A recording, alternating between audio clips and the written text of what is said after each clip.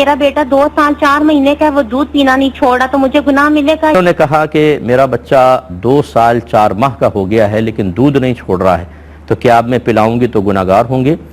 بالکل بہن، آپ گناہگار ہوں گی۔ حولین کاملین، یہ اللہ تبارک و تعالیٰ نے قید بیان فرمائی ہے کہ ماں بچے کو دودھ پلا سکتی ہے 2 کامل سال بس، اس کے بعد ایک دن بھی، ایک گھونٹ بھی آپ پلائیں گی تو یہ حرام ہوگا۔ یہ ذہن میں رکھیں۔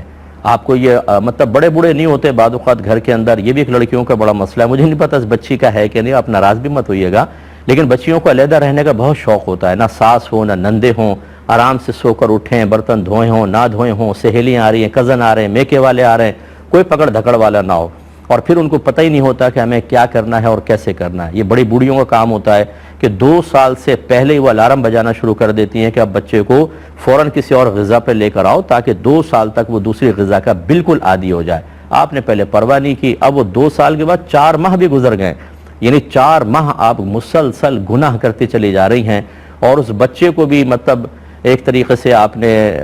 غلط کام میں ملوث کیا ہوا ہے، وبال تو آپ ہی پر ہے۔ جیسے بھی ہو فوراً سے پیشتر اس کو ختم کریں، دوسری غذا پر لے کر آئیں تاکہ آپ گناہ مسلسل سے محفوظ رہ سکیں۔ ایک مختصر سا بریک لیں گے، ہمیں یقین ہے آپ ہمارے ساتھ ہی رہیں گے۔ بسم اللہ الرحمن الرحیم۔ ایک بھائی نے کویسچن کیا تھا کہ آج کل جیسے بارشیں ہو رہی ہیں تو قبر کے اوپر پودے اور گھاس وغیرہ خود اگ جاتے ہیں اور بعض اوقات بہت زائد ہو جاتی ہیں، تو کیا تھوڑا تھوڑا اوپر سے ان کو کاٹا جا سکتا ہے تاکہ بے ترتیبی ختم ہو جائے؟ لیکن پہلی بات تو یہ کہ قبر کے اوپر از خود، یعنی ہم جان بوجھ کر نہ پودے لگائیں نہ کوئی اور چیز، یہ منع ہوتی ہے۔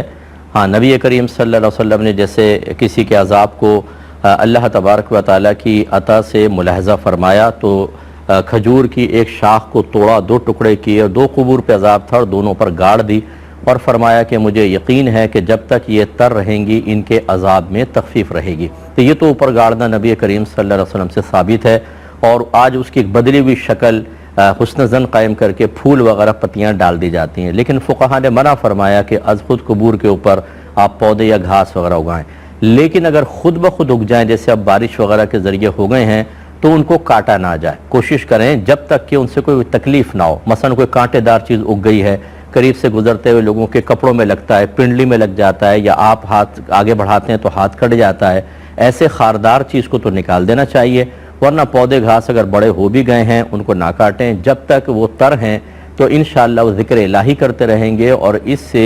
صاحب قبر کو انسیت اور سکون ملتا ہے، لہذا نہ کاٹیں تو یہ بہتر ہے۔ کسی نے کہا کہ اگر کوئی ہمیں بار بار تنگ کر رہا ہو اور بازی نہ آتا ہو تو یہ جملہ اگر زبان سے نکل جائے کہ بھائی یہ تو خود کو خدا سمجھنے لگے ہیں تو کیا حکم شرع ہوگا؟ اور یوں ہی کبھی کبھی اللہ کے لیے اگر لفظ کبھی غیر اختیاری طور پہ اللہ کے لیے لفظ بھول کا استعمال ہو جائے تو کیا حکم شرع ہوگا؟ دیکھیں، جو کہا جاتا ہے کہ خود کو خدا سمجھنے لگے ہیں، اس سے مراد یقیناً یہ نہیں ہوتا کہ وہ واقعی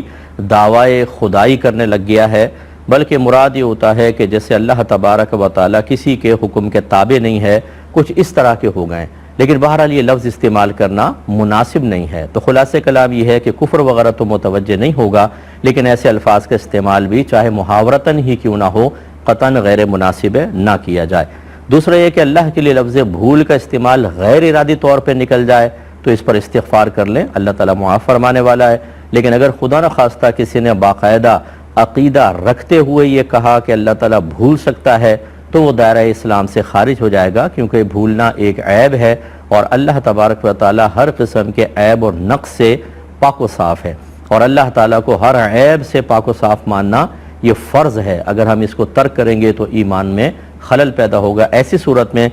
توبہ کر کے تجدید ایمان اور تجدید نکاح بھی کرنا ہوگا۔